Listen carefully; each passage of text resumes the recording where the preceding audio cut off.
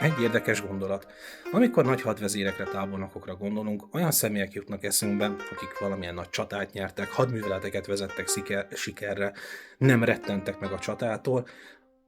Alapvetően olyan személyek, mint Montgomery, Eisenhower, vagy éppen Zsukov tábornok. Kevés embernek jutna eszébe egy olyan személyiség, mint Zhuge Liang. Ő egy kínai hadvezér volt még abban az időszakban, mikor a császárság 3 királyságra szakadt, és őrá esett egy nagyon kellemes feladat, hogy védjen meg egy várost az ostromtól. Ő ezt úgy képzelte el, hogy minden kaput kinyitott, felült a várfal tetejére, és amikor az ellenséges sereg megérkezett, elővette a kis kínai citeráját, töltött magának teát, és beinvitálta őket zenével.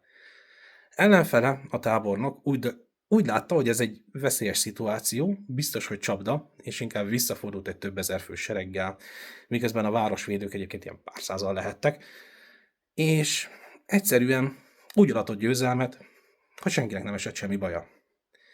Ez egy nagyon érdekes meglátás, bár szerintem, hogyha abban az időben Krisztus előtt még lett volna pipa, meg napszemüveg, valószínűleg az is rajta lett volna, de ki tudja, ti mit gondoltok? Egy zseniális tábornok, vagy egy bukott ötlet?